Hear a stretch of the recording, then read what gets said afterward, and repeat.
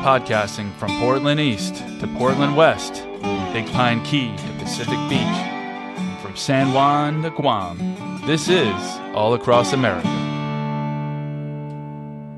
All right, Edna, welcome to the show. Thanks for having me, Mark. I'm excited. You're the author of A Soldier's Life, A Black Woman's Rise from Army Brat to 688 Champion. So you said you're an Army brat. Is that, would you have become a military officer if you weren't from a military family? What led you to that career? Mark, that's a very good question. And I can say you're the only person who ever asked me that question. And you're probably right, because I was exposed to the military at a very young age. I doubt very seriously that I would have joined the military had I not been exposed and raised in that environment. So no, Wow. It would not have happened had it not been for my father. Yeah. I'm pretty sure it would not have and happened. so what was the conversation like? What were your thoughts like, joining an ROTC program, and like what was the thought process at that time at 17, 18? Yeah. Well, the thought process at the time started in high school. And I remember the junior ROTC department at my high school, Reed Ross in Fayetteville. We've produced several general officers, by the way. So shout out to Reed Ross. And I never participated in those programs, but I wanted to do something different, because at the time for women, that was 1974.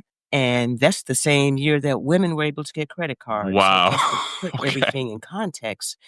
Limited opportunities for women. I mean, school teachers, nurse, and I just didn't see myself in any of those roles. Yeah. I wanted something different. And I didn't know what that it was. I wanted to travel. And so I believe I saw something that said women can now join Army ROTC and to become an officer. And I knew enough about the military to know that an officer was someone who was in charge of people. But I knew that I wanted some type of position of responsibility. I mean, at 17, 18 years old, going to college, what could I do that was different? So that was my primary motivation. But I had the perspective as a family member and on the sidelines, and not, of course, as a And you military. have children. Are they involved in the armed forces? Absolutely not.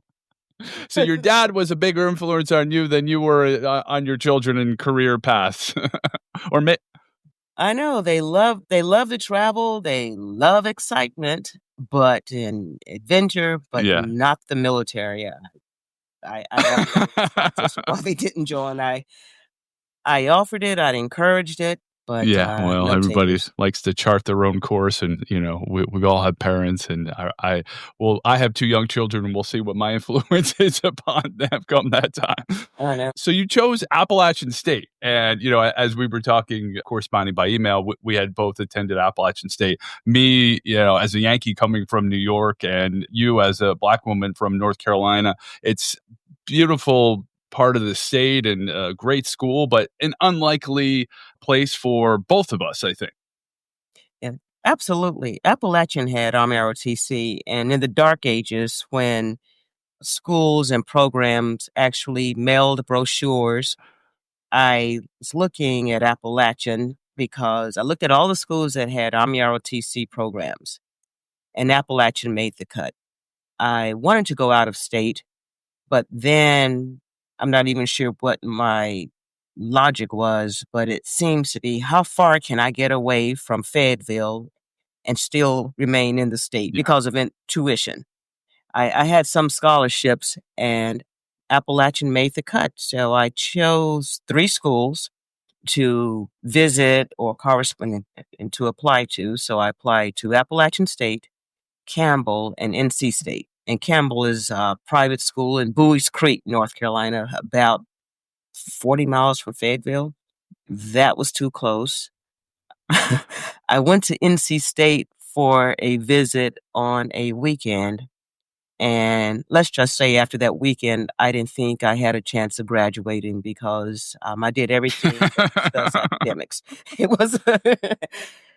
And so I actually went to Appalachian sight unseen, based solely on the photos, Army ROTC, black and gold like the Pittsburgh Steelers, my favorite football team, Franco Harris, Wow. and away I went. So it was pretty simple. School colors, Army Yeah, ROTC. That's I what I I growing went up. there sight unseen as well, and for me, yeah, same thing, Oh, same thing. really? And for Oh me, my it was the gosh. allure of the mountains, once you take that road up from Winston Salem, you're like, all right, we're up here. There's snow on the ground. There wasn't. I know. I mean, and speaking of NC State, I mean, as I guess a bit of a party school at the time, Appalachian State. I remember when I was Yes. there, they at least allowed beer and wine, but no spirits. But when you were there, it was a completely dry county. It was a dry county, but blowing Okay, all rock right. was not a rock. And I'll just leave it at that. I graduated, so let's just say that I did not Too much, digress right? too much And from the so how main was your mission. experience in Right. ROTC there? And I mean, I hear Appalachian State has one of the best Army ROTC programs in the country. It does. I mean, I didn't really know what to expect in Army ROTC. And what I realize now in retrospect that I was still a member of Okay. the Women's Army Corps because the Women's Army Corps was not deactivated until a few months after I graduated. But there was no difference. I mean, we had to maintain pretty much the same standard. The instructors were great. I was, I think, a novelty, and there were other women in the program, so it was more about me being a woman than it was, me being a black woman. And actually, once I joined Army ROTC, and I believe in my sophomore and junior years, a lot of the athletes joined because we got a stipend once we went into contract. And back in those days, an extra $100 a month went a long way. So, with that being said, I mean, it was like one big band of brothers and sisters. Everybody wanted everyone to succeed because that's something I learned at Appalachian and in the military is not a system where anyone wants you to fail. Because if you fail, it's the system has failed because the system, whether it's Army ROTC, the military, likes to believe that it's selected those who can complete the task. And there's something, that the military or even Army ROTC, because you have to be eligible to join Army ROTC, sees in you that you have potential to do whatever. So if you fail, they have failed because they didn't select Right. the right person, Yeah. for lack of I a better mean, term. it makes sense in hiring. And, I always look at it. If you hire somebody and, Right. they don't succeed, what did you do wrong in one? Training them, onboarding them? Did you interview poorly? So I think that's a good lesson for life as well. And and then you moved into the Quartermaster Corps. Right. At the time, opportunity for women were limited. It was called combat. You had the combat, those the infantry, the artillery, those units that would see combat. Then you had combat support. Those units, just think of a linear formation, those at the front, in the middle, and in the rear. So the combat folks were the ones up front, infantry, artillery. The combat support are those who would support the combat folks, and then you have combat service support. So at the time, you only had a couple of fields that were eligible for women, Adjutant General Corps, and this was before computers, so I hate typing. So I didn't Makes sense. choose Adjutant General. That's all I thought about. Had to do a lot of typing, which is far more than that. But back in the dark ages, that's what I thought. And it was Medical Corps. I didn't have the science and math background. I just didn't see a fit. And the logistics, I was just thinking that if I'd learned logistics, every civilian organization has a logistics component. So I'm sure now it's called supply chain management. So I was thinking that would be something that would transfer to a civilian skill. There's also other branches like military police. Nope, didn't want that. Transportation corps. I just thought about driving trucks and vehicles. Like, nope, don't want to do that. So I just picked something that I thought I could use those skills in the civilian community. So that's how I ended And up then with you mentioned the Women's Army Corps. Can you talk a little bit about that and how things changed just a couple of months, you said, into your commission? It disbanded. Mhm. Right. Well, the Women's Army Corps has its origins in World War II. And the Women's Army Corps started out as the Women's Army Auxiliary Corps in 1942, right after the onset of World War II, to allow women to support the military. But they joined without benefits. So the Women's Army Corps, a year afterwards, gave women full benefits. And the goal was to release a man for combat. So from World War II until 1978, that was the purpose of the Women's Army Corps, primarily to do those non-combat related skills to release a man for combat. But as time evolved, women proved that if given the opportunity and training, they could perform as well as any male. And that was a decision that the military made in 1978 to disband the Women's Army Corps. There was no need. However, some positions were still restricted for women. Full pay, benefits, rights and entitlements, privileges, everything the same, except there was still barriers to service in some combat related areas. And those barriers were not lifted until decades later, beginning in 2016 and most recently in 2021, where it was unrestricted, where we now have women Right. going to Ranger School, special ops, Navy SEALs, and that's great because the military decided if a woman can meet the standard, why not give Yeah. her the opportunity instead of just some artificial barrier to service Right. or entry? If you can Sure. meet the standard, why not? And when you were early on, when you were pregnant, they didn't even have uniforms for pregnant women. Well, that happened. Yes, you did read my book. That was yeah, that was interesting. The uniforms for pregnant women, that happened in the 80s. And actually, I didn't really pay attention to what happened to pregnant women in the military until I became pregnant, and those uniforms were hard to find. And now they are just standard. I mean, pregnancy before was considered like a disabling condition. Back in World War II, women had to leave the military, if they became pregnant. But fortunately, that is no longer That's the good to standard. hear. So, That's good to hear. yeah. So you talked about when you were at Appalachian, you were one of 9 Black women on campus. You were the only Black woman in the ROTC program and the first and still only, is that still true, to have received a commission from the ROTC? Well, not the only. I was the first, but I wasn't the That's great. last Black woman to receive a commission. Yeah, at the time, Appalachian, like a lot of schools, the non-historically Black colleges and universities, because just think about the timeline for civil rights and integration. The Civil Rights Act was 1964. So 10 years after the Civil Rights Act, Right. I started college. And there were schools throughout the U.S. that were integrated, but the numbers were slow.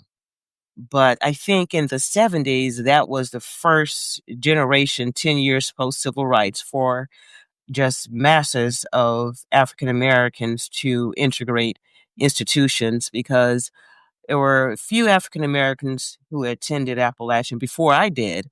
And I actually met the first, Black football player. And there was another officer, Tommy Macon, was the first Black male to receive his commission.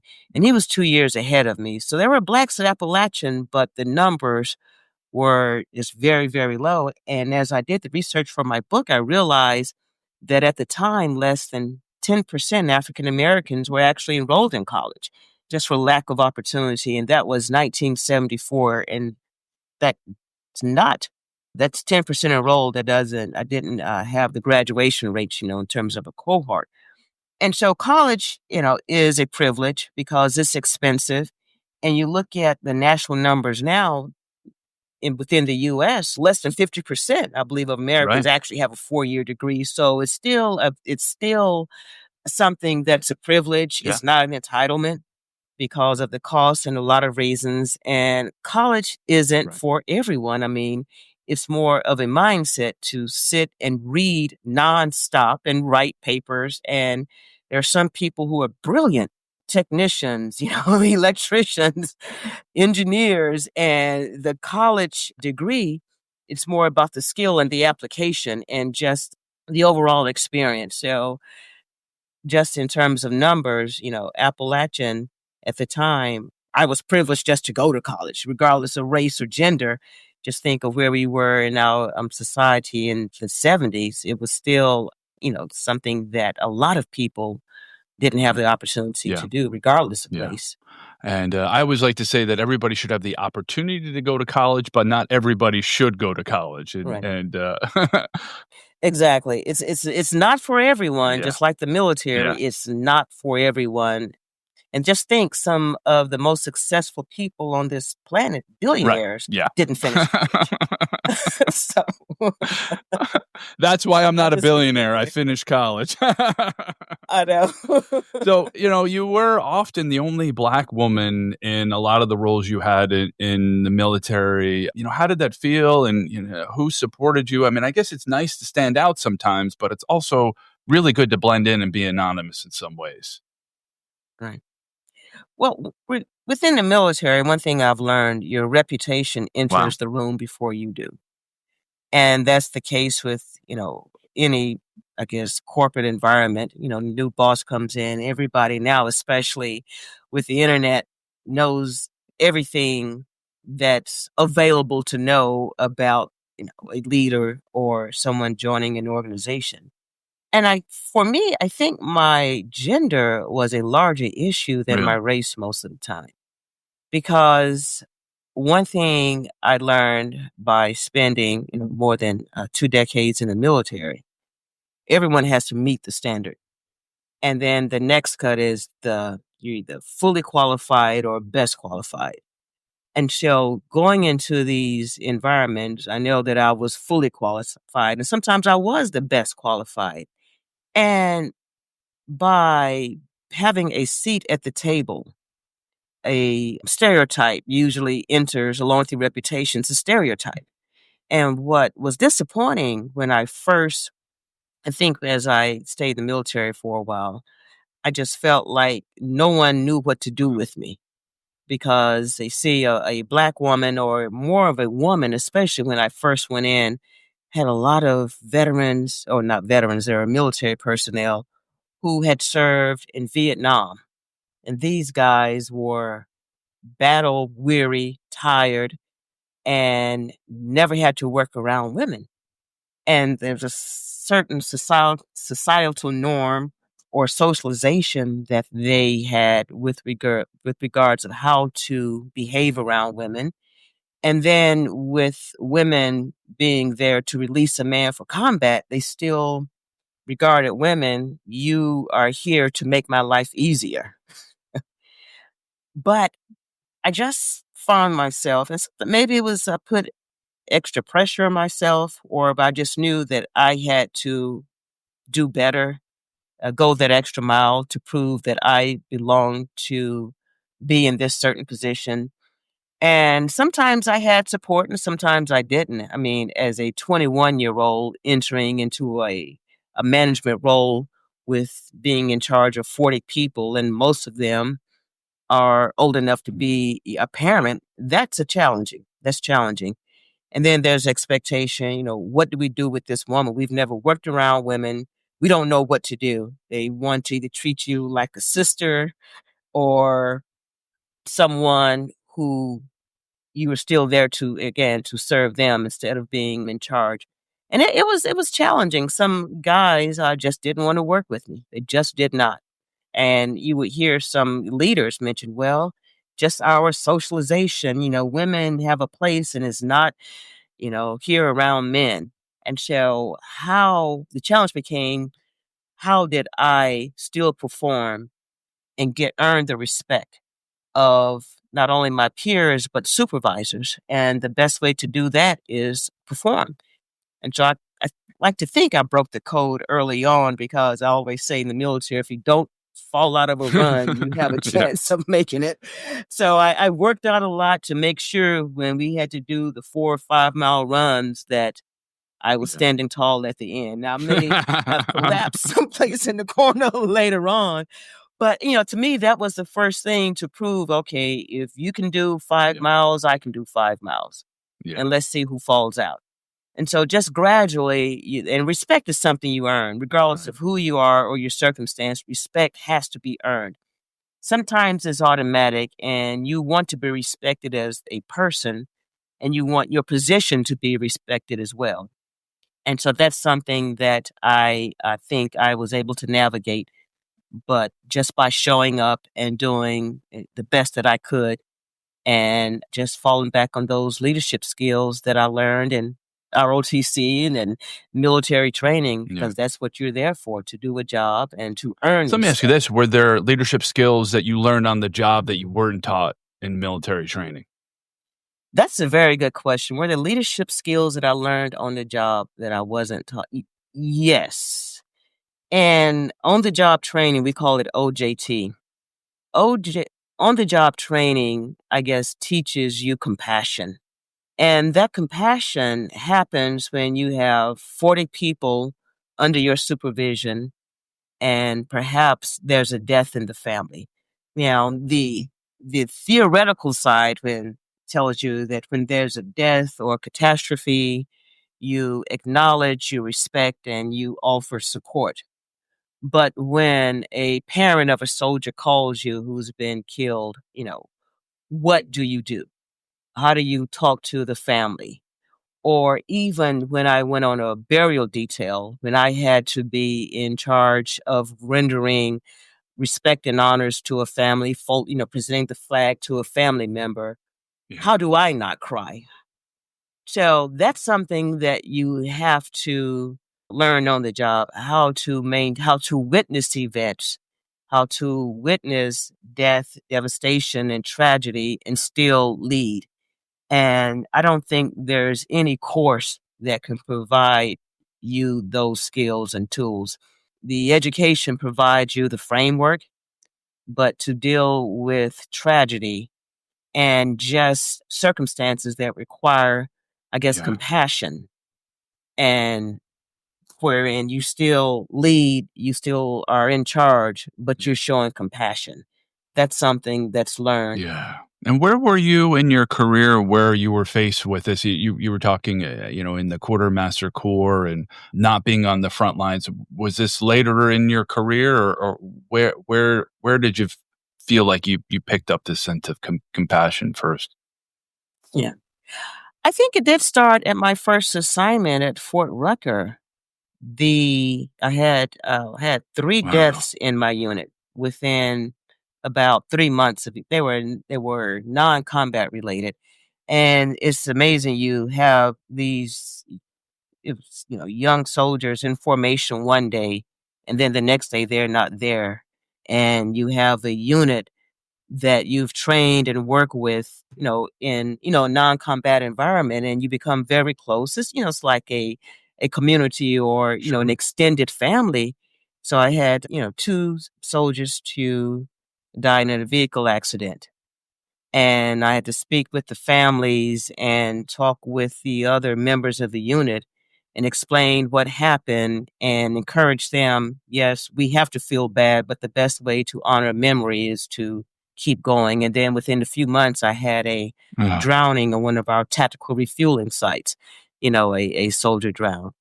And so that was something that it was just, in the military, you learn about combat deaths. That's right. kind of what you expect.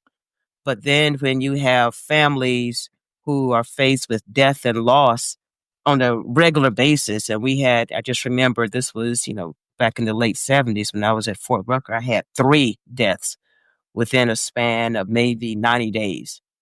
And so then your leadership is questioned. Is there anything that I could have done, to prevent these deaths? Because all of these soldiers were in my unit. So then it's like, all right, Cummings, what did you do wrong? And so that guilt, it's like, well, I give safety briefings, but, 18, 19-year-olds are going to do what Yeah. 18 and 19-year-olds do. And sometimes there's just Yeah. nothing you can do to stop it. but it still reflects on the command and leadership when, you're in an environment where people are dying, non-combat deaths. It causes a level of scrutiny. And then again, I guess post 9/11, I was not at the Pentagon on 9/11, Yeah. but I was supposed to be. And so then on 9/12, 9/13, I had to, go to work. We went back in the operations center to ready the military for the next steps. And just facing loss. I mean, I lost a couple of people I know had passed, and just going to those services and still, going in a building that smells of smoke and the doors are propped open, fresh air, breezeway. And I think a group of us just got together and said the best way we can honor the memory of those who are lost is to do a good job and make sure it doesn't happen again. So I think dealing with loss, whether it's within your own family or within an organization, those are the things that, I don't think any course Yeah. can prepare you for. Just so, it will happen. So just preparing yourself for that response is something that I think that Yeah. compassion is one of the biggest lessons I took away. I learn a lot. I'm an optimist, but sometimes you learn as much from what not to do as what to do. Were there some leadership lessons you learned from people who you didn't feel were particularly good leaders? Yes. That's an affirmative. And I know, yes, and I know you want examples, but I'll just give a high level example, and I'll defer back to earning respect. And you have leaders who think the best way to earn respect is with hostility, and I guess, the Yeah. bullying tactics. And I think I learned how not to do that. And in my book, I wrote, and in the Army, and I'll bring the Marines in this, we are the loudest of the services. We're Yeah. the hoo hoo, yeah, yeah, and everybody else laughs at us. I mean, Army, Marines, we are around. But when I was in Colorado Springs, the 4-star commander, General Eberhart, he talked very soft. And that was an awakening moment for me, an aha moment. And I'm glad that I spent my last assignment with the Air Force, because the Air Force, of all the services, we laugh and joke about the Air Force because they are a little bit Right. more Right. relaxed than the Army and Marines. But General Eberhart, he just had a very quiet tone. And I remember thinking, that's the way it should be. He has 4 stars. He shouldn't have to Right. yell. And so I think that was a lesson learned for me, because in the Army, everything is sound off and you got to, yell. And it's good for when you're Yes. running to keep Yes. the rhythm. And that's great. But inside of a building, it's kind of like in kindergarten. It's okay to use an indoor voice. And sometimes the Army and Marines, we never have an indoor voice. But places like the Pentagon teaches you an indoor voice. Not that it's adhered to all the time. I spent a lot of time at the Pentagon. But Joan Eberhart, just that tone, just taught me that, like, it's not about, just being loud and sounding off. It's just more about the message and the position, and just let your authority and position be the volume without Right. you Yeah. adding Yeah. to it. Yeah. So, If it's almost like if you often encounter somebody who's really good at something, they don't need to tell you. It's the folks that right. need to tell you and announce it that generally aren't, or they're almost showcasing a level of insecurity by having to announce that they're the very best, and ordinarily they're not. Exactly. I mean, you want to feel good about where you are, but and sometimes as leaders, I just think Yeah. less is better. Yeah, less is better. And just the leadership style, I adopted the one of really bringing out talent in people. And that's something that I try to do, because sometimes we would have really hard assignments. And I was amazed when I didn't sugarcoat it. I would just step up and mention, this is hard, excuse the expression, it's going to suck. I'm not going to like it. I don't want to do it. I know you don't want to do it, but I need volunteers who want to, who would like to go down this road with me that really sucks right now.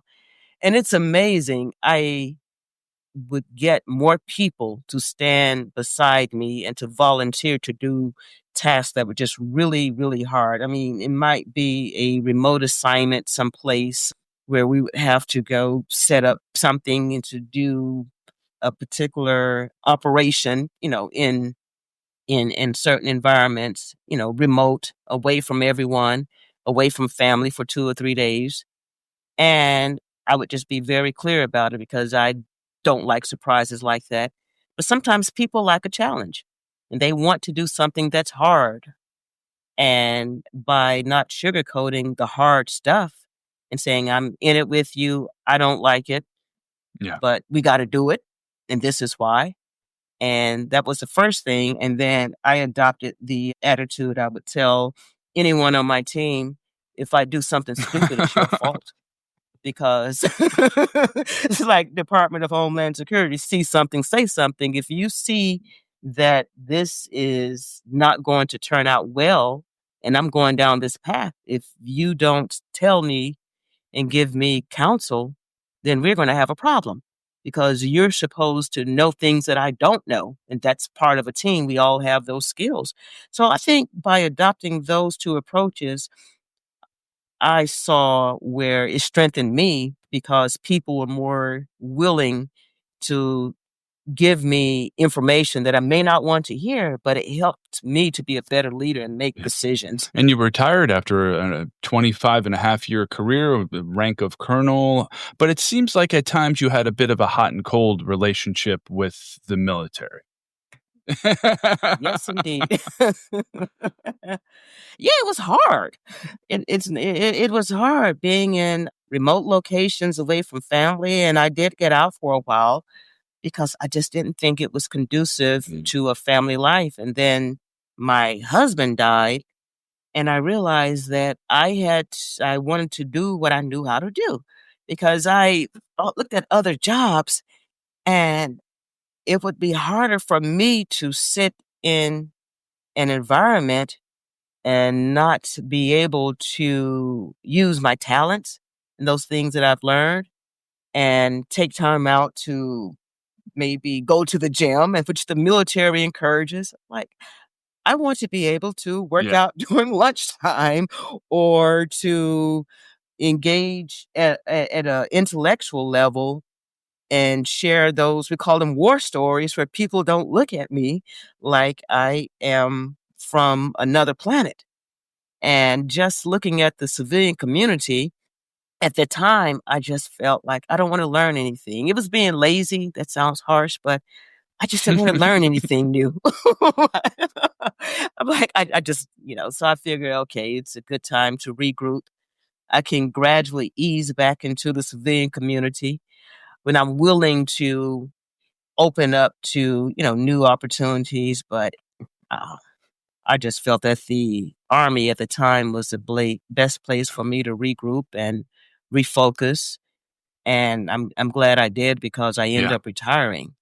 And even that's something now that I work with organizations, and veterans transition, military Yeah. transition is hard because unless you're around other military people, we have experiences that we don't talk about.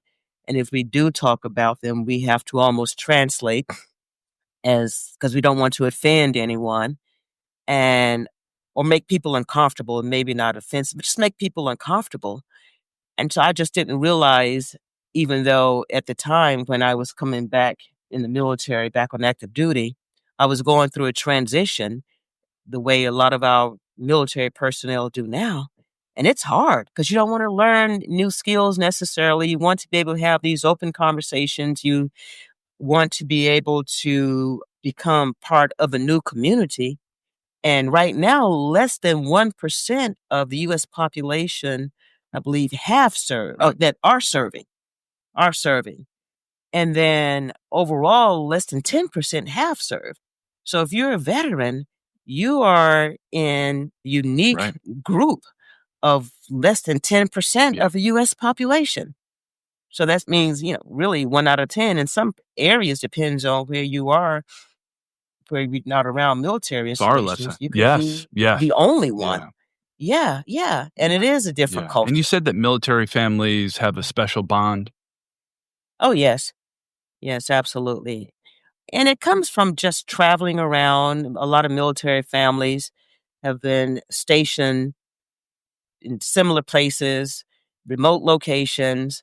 You can get 10 military families together and says, "All right, who's been to Germany?" To live in Germany, if you get, 10 families around non-military, they may have visited Germany, but to live there, live on a military base, and just understand what happens when you are in a place like Germany or Korea. even in Korea or any other assignment overseas, there's a bond that military families have. And when the family member is deployed, going to places that they may not be able to talk about or come back and cannot share what they've done at work that day. So that there is a bond because, the military Yeah. does have a unique mission and that everyone may not understand. So that's, I think part of that bond with military Was it families. easier for you in some ways having grown up in a military family and having been a military brat and then having a family of your own? And obviously it's a brand new thing for your kids. Well, yes and no, because as a military brat, I have a certain mindset, the way things ought Yeah. to be done. And my kids used to tell me, "Mom, we're not your soldiers in the army." I'm like, like, because I grew up, you never can walk on grass. I mean, it's funny. I'll go someplace and I'll see someone walking around. Let me guess, you grew up on a military base. I'm like, how did you know? Like, you're not walking on the I had grass. You're never heard walking on the that. sidewalk.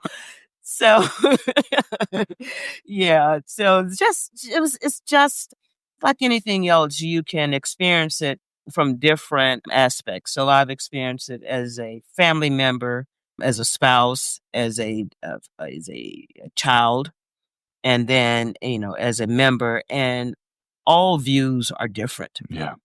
because there are times where I really didn't need to be a military member, and I find that as a default position, to get stuff done. And then I'll have to do a self check that I need to lighten up sometimes, and I'm Right. not on the timeline.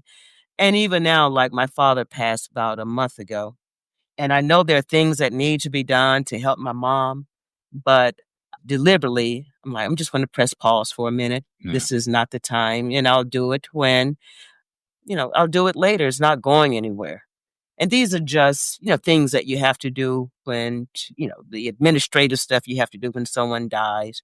But this is the time that, I know they get done. There's not a hard timeline, and I can just Yeah. press pause for a minute for, self care and to take care of Sure. other family members. So those are type things I'll have to kind of switch off and just not be so linear sometimes. So those I self need that checks. self-check. I'm a very linear person, so thank you for that. Yes, yes. Right, right. So you're not alone. So you described when you did retire and return to civilian life, you were in at home in the morning with your daughter and almost interrupting her morning routine, and that in military families, people are often missing. They could be deployed, they have strange hours. What was that like, that transition? Well, fortunately, I have gone through transition training, or not training, transition seminars. And it is training because you don't know how to be Right. a civilian. You think you do, you in terms of the military member transitioning. And that's something that stuck with me because the facilitator or instructor said, your family is not used to you being around. So you're showing up, you're interrupting their routine. And actually, this applies to anyone who's retiring from, a job where you had to leave in the morning. You don't have to be in the military. And so in my mind, I'm reverting back to this is the time that I can do something that I've always wanted to do, be the stay at home, prepare breakfast for my children, and I can be there when they come home from school and do all those things in my mind that made sense. And I made breakfast for my daughter, and the first day it was okay. Maybe in the second day, she's like, "What are you doing?" She- or when I'd meet her coming home from school, she's like, "Mom, I just need some time. I'm Right. not used to you being here, so just please stop." And I was offended at first, but then I remembered what the instructor had said in military training. She wasn't used to me being there, so I was interrupting her routine by trying to insert myself, and she'd been doing fine. So she was very polite, but I could Yeah. see I was annoying her. And so that's something that, I call it a self-check that I had to step back and like, okay, you cannot come in and just rearrange everything to suit the way Right. you think it should be because you have some vision of what a stay-at-home mom should be doing. So you need to get a Right. life. Right. Right. This idealistic vision, and it's not quite that in reality. Right. Yeah, and I mean, and that's the case again, not with military, and and I call it my vision of what I thought a stay-at-home mom should do, which was not Yeah. realistic Yeah. for my situation. Everyone's. And you had a career in logistics in the Army. How did that transition for you into the civilian work world? Mm. Well, I started out in logistics in the military, but then became a transition into more of what we call manpower. And manpower is where we look at a mission and then you assign people to the mission. We call it spaces and not faces. In other words, how many people do you need to perform this new mission, emerging missions? And that evolved into national security, homeland defense. And logistics is a support function because everything, every operation, anything you do, you need some type of logistical support. You have to move people from point A to point B. You have to move supplies, information. So everything has a logistical foundation. So it translated very well. It helped me to have an integrated approach to operations or assignments, regardless of what I was doing. I would revert back to a couple of things, accountability as a logistician. You always have to be accountable for people, equipment, and anything under your authority and responsibility. And then with the manpower piece, looking at the tasks that need to be done and ensure that you assign the right people for those functions. It's called talent Right. management, skills management, but it's more about aligning the functions with the spaces and then finding the right person for those spaces. So it's like creating an organization. I did that, quite a bit. And that was my last assignment post 9/11 was stamping up a U.S. Northern Command in Wow. Colorado Springs. And well, maybe we could turn now to 6888. So can I guess just real general, can you talk like tell people what it is and how you got involved? Well, the 6888, that's short for the 6888th Central Postal Directory Battalion, a group of women from the Women's Army Corps, about 855 women who were formed to solve a problem that the military was having during World War II. But the 6888 was a unique organization. It was a unit consisting of all Black women. They were Black women from throughout the U.S. and territories. They were not all African American. We had women from Puerto Rico. The unit consisted of women from Puerto Rico, the Caribbean, and some women were now in the 2025 lens considered biracial. They didn't know they were Black until they joined the military. But during World War II, because of D-Day, 1941, and the operations that led to D-Day and those battles afterwards, the mail became backlogged in the European theater of operations. And within the military in World War II and now, the Army is the executive agent for mail, meaning that regardless of what branch of service you're in or whatever you're doing in a theater of operations, in this case, the Army is responsible for your mail. And so the Army and the military had a massive mail backlog problem. Mail had to be stopped because mail contains sensitive information. They had to be stopped because of logistics. Didn't have the vehicles to take the mail to the troops. Troops were moving throughout the European theater at a very, fast pace. Battle the Bulge, post D-Day, but morale was plummeting. So the adjutant general of the Army is that officer in the Army who's responsible for the mail. The adjutant general told the theater commander, General Eisenhower, who then told the chief of staff, General Marshall, who eventually told the president, that, hey, we have a mail problem. We have a morale problem. Troops on the front lines are not getting their mail, and the morale is plummeting. They haven't had mail for over 2 years. The war isn't over. Families at home haven't heard from their loved ones. And if we don't fix this problem, we are at risk, basically. I'm paraphrasing. And other units had tried and failed to reduce this backlog beginning probably right before D-Day. So you're talking 2 to 3 years of backlog mail. So the Army was segregated at the time, and it was still the Women's Army Corps, segregated by gender and race. And there were Black women in the Army.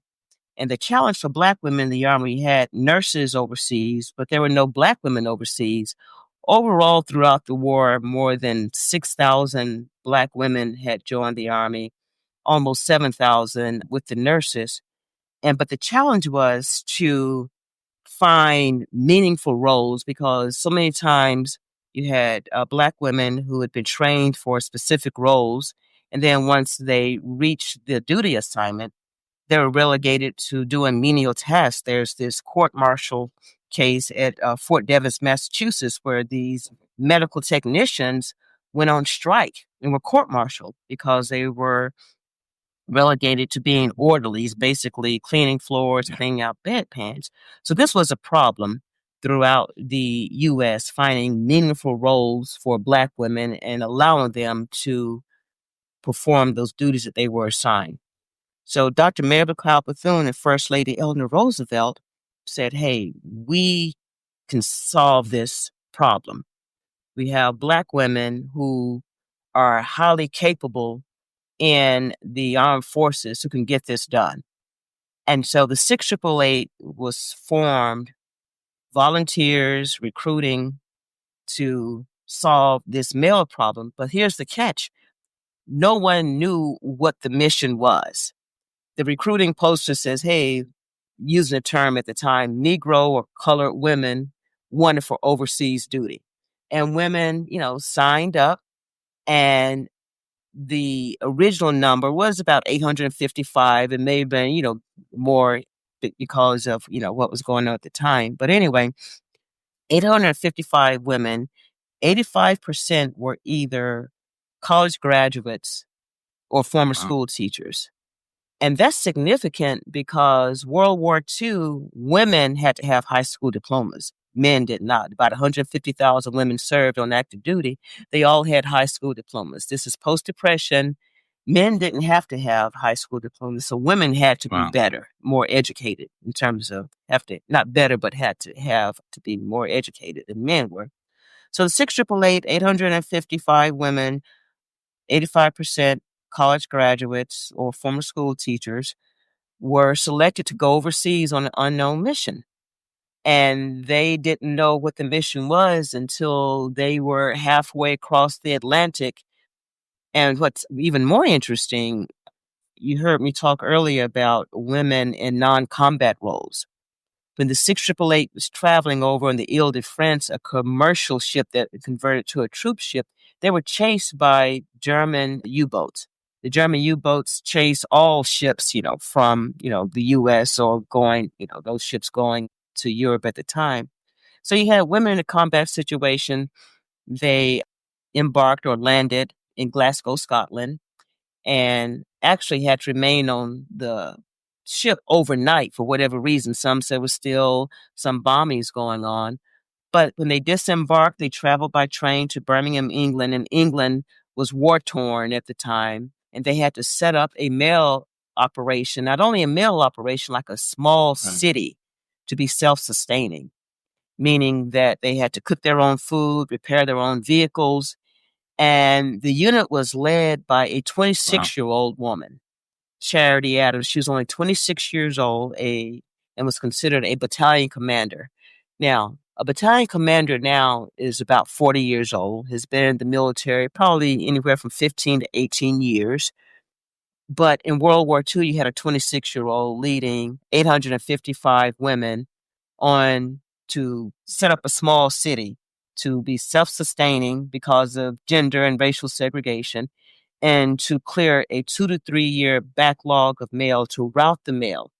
And the challenge was troops move fast. You just think of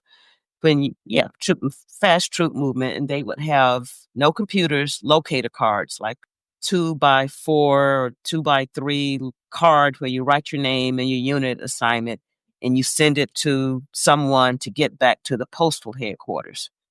So the 6th AAA had to go through, we had about 7 million locator cards, about 3 million troops, but for all Americans in the European Theater of Operations, and about 3 million troops assigned in the European Theater of Operations, and figure out where to route the mail.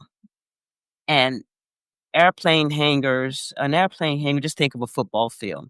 Football fields, warehouses just full of mail.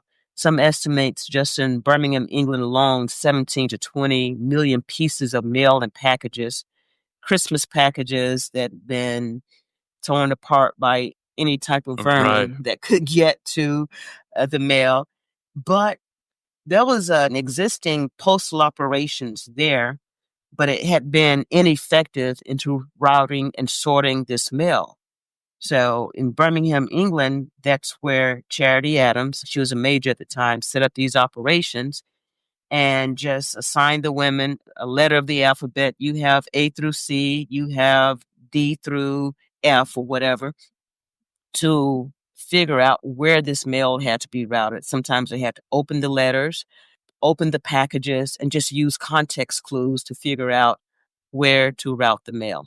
And they got it done in record time. The Army said, hey, you get 6 months to clear out the mail backlog in Birmingham, England, if you do it at all. The 6 888 exceeded standards and cleared the mail out in 90 days, processing about 195,000 pieces of mail and packages on an average. Of course, there were workload fluctuations in about 3 months. And then they went on to Rouen and Paris, France. And the war ended in the European theater in May, but the mail hadn't ended. There was still mail being backlogged. And so, they just basically got the job done, came back home, and that was it. No parades, no ceremony. And a lot of people never heard of this unit called the 6 888. So in a nutshell, that's the story of And can you talk about, one of the, it's just an amazing story, all these pieces of mail. You talked about how there were 6,500 John Smiths. And my name is Mark Vigliotti, so I'm one of two in the world that I know of. And it's like, wow, that's actually a very good thing. I get my mail.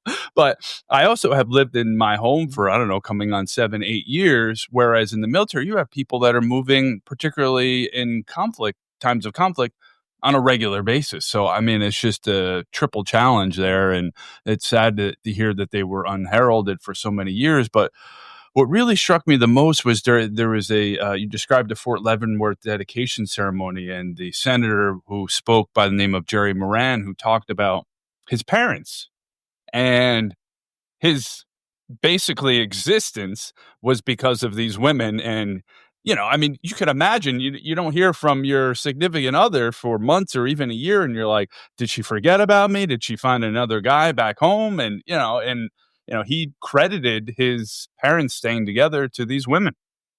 Yes, Senator Jerry Moran, there's a backstory there. Fort Leavenworth, Kansas is the home of the 10th Cavalry Buffalo Soldiers. And at Fort Leavenworth, you have a Buffalo Soldier Park, and there's a project director, Commander Philpott, who started this initiative to build, monuments and statues to honor Buffalo soldiers, and first within the African American community, with the first unit of Black troops being the Buffalo Soldiers. And so in that park, there's a flagship monument, Buffalo Soldier Monument. There's a bust of Henry Flipper, General Colin Powell, and other firsts within the African American military community. But there's also one of a white commander, General Grierson, who commanded a Buffalo Soldier regiment. He's a white general. So that, commemorates Buffalo soldiers and other firsts, but there was nothing to Right. women. So there's, I think, in that area, there's also one of Cafe Williams, but it's not in that park. So Commander Philpott had started maybe in 2014, 15, raising funds for the monument. I joined the monument fundraising team 2018, and Senator Moran's from Kansas. So he was all supportive because he's been on this journey with Commander Philpott for years. And we did a documentary with Jim Theris. Jim Theris is a documentary producer, produced a documentary about Hello Girls, World War I telephone operators, very similar to the 6888, came back home unheralded. They had put the calls through. And he said, why don't we do a Congressional Gold Medal? And we meant me. And so I contacted Senator Moran because he was probably, in my opinion at the time, the smartest person on Capitol Hill who could probably get the legislation through. He agreed, and then Representative Gwendolyn Moore from Wisconsin, who had a constituent who served the 6888, bipartisan legislation. We did the impossible, like the 6888. They got the mail through. Senator Moran and Representative Moore and I, we got that legislation through Congress, and I'm just so proud of that because it shows, number one, the power of storytelling, of bringing these women's stories to the forefront and showing the impact of their, service and contributions to our nation. And the Congressional Gold Medal is not a military award. It's a civilian award. It's legislation. It's bipartisan. The nation has to agree that this is the right thing to do to honor these individuals. And so, we got the women Congressional Gold Medal. Senator Moran helped us get them their only award for performance, the Meritorious Unit Commendation. And the story just continued to grow. There's a Netflix movie that did very well. My documentary won awards, but people are just so amazed that this is a hidden story about World War II that few had heard about, how these women restored vital communications, to and from the U.S. and improved morale of millions of soldiers that contributed to the Allied Was that a victory. hard story to tell, or was it an easy one to tell once you were able to get that audience with members of Congress? Well, what made the story easy to tell was because the women told the stories themselves. In our documentary, we interviewed several of the 6888 women, and they told their stories. They told how they were opening the letters and finding those clues to connect the mail and route it to the right soldier on the front lines. They told the stories of how and why they joined, because they wanted to serve their nation. They felt that it was their obligation, and that's something Dr. Mary McLeod Bethune encouraged. And she is actually General Mary McLeod Bethune because she was an honorary general in the Women's Army for National Defense.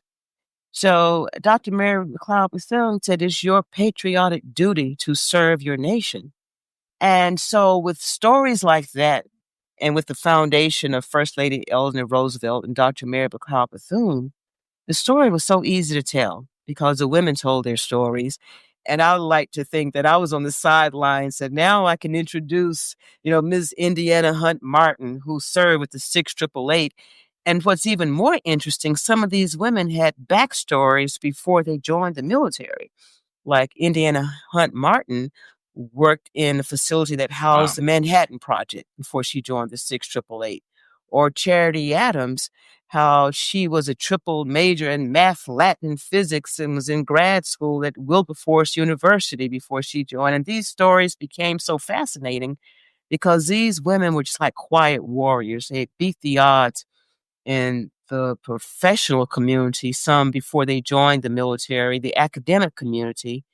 And they were just brilliant, sharp women because this was post-Depression. And the literacy levels within the U.S. at the time was probably at about 40%. Most people Right. didn't have high school diplomas.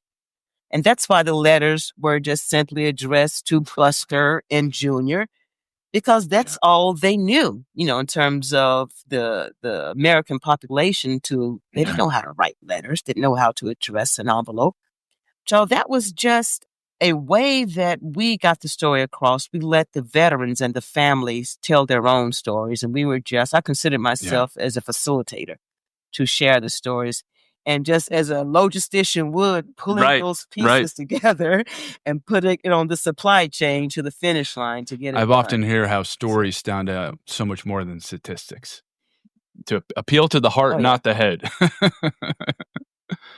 That's right. That's right. Because none of these women, because you think in the era, in the 40s, Jim Crow America, didn't have civil rights, is portrayed as a time where opportunities were limited. But these women rose above that.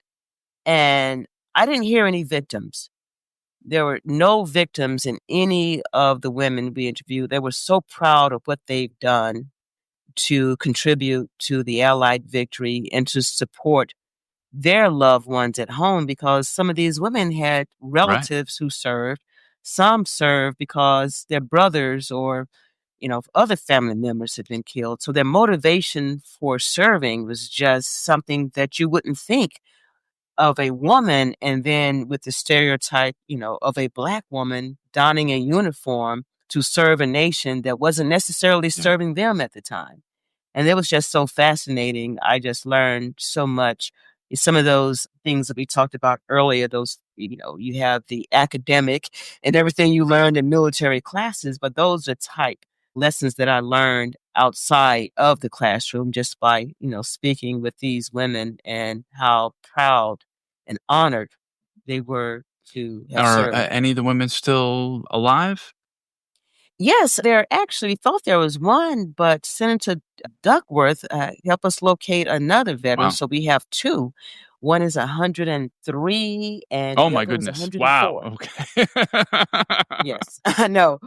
Yeah. And the 104-year-old lives in Tempe, Arizona, and the other veteran, because that's what we thought, there would be veterans who are still alive in nursing homes whose families may not become aware of their service. But thanks to our advocacy, our 688 communities advocacy, and the Netflix movie, and just this story coming to the forefront, families are now coming forward, sharing the legacy that they are now been made aware of. And I just tell not only veterans, but families, every family has a legacy if you talk to your elders and start just having those conversations, especially in the military community. There's so many good stories out there that have yet to So be what would you tell to people who are considering a career in the military? What's your advice? Yeah. I would say that if you're considering a career in the military, it's the first step. And a military career is considered anywhere 180 days to be considered, eligible for benefits, one day at a time. But, it's not for everyone. It's mentally challenging, it's physically challenging. But just go for it, because right now, like I gave the information about the number of people who are actually serving of the eligible population. So just serve your nation. I think service is important, because we cannot take any democracy and freedom isn't free. Because in order to have, I think the privileges and rights and things that we have grown accustomed to as a nation, it comes with a price, and that price is democracy. And democracy is messy, it's challenging, but everybody wants it, and we have to preserve it. And of course, that's subjective in terms of how it should be preserved and what it takes to have a democracy, but to have the opportunity to have choices and, to have access. That's the foundation, choices and access. And so that is something that is not an entitlement. I think it's a privilege and a right, and to preserve that right, and it doesn't have to be military service. Right. It can be public service. Anything that's funded with taxpayer dollars is public service. So if not the military, I would just, encourage everyone to serve because it's for the greater good. You're part of something larger than yourself, and you can see the impact that, you make on a nation and within your community. Not making widgets. Yes. Well, widgets are important now because the military doesn't make anything. That's right. So you need widget makers, but just make a That's right. just make a good widget. Well, any final thoughts for us, Edna? Mm-hmm. Oh, no, just thank you for the opportunity to share, my journey. It's an unlikely journey. The working title of my book was The Odds Ain't Good, but Good Stuff Happens. But the University of Virginia Press didn't quite like that. But yeah, I just think that everyone should capture your family legacy. And I know that I am glad that I did, because by capturing my legacy and talking about my father's service and what his impact on my life, he's no longer with us, but now I can have a foundation, not only with the experiences that I have, but just share and maybe hopefully encourage others to do the same. So, Mark, if you haven't started on your journal or book, I encourage you to do the same, because I'm sure your family has an interesting legacy, or you wouldn't chosen Appalachia. Well, yeah, I've got a few thoughts in mind in my copious spare time. We'll see, but maybe I got to retire. Yeah. It does maybe take I got to time. retire first. Well, the book is called "The Soldier's Life: A Black Woman's Rise from Army Brat to 688 Champion." Edna, how can people find out more about you? Oh, well, you can visit my website, ednacummings.com. I'm on LinkedIn, Edna W. Cummings, or you can just put me in your search engine. And yeah, look forward to, engaging anyone who has any questions about the 6888 or other topics. Well, Edna, it's been a pleasure. Thanks for being on the show. Well, thank you for having me.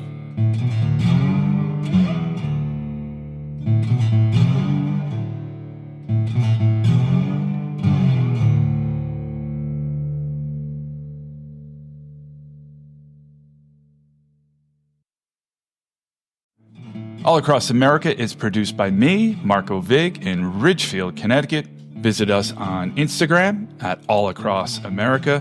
Check out our website, allacrossamerica.com. There's an interactive map with all our episodes, and there's a Contact Us page where you can send your reactions, guest ideas, and suggestions. So get in touch, stay connected. To me, that's what podcasting is all about. Thanks for listening.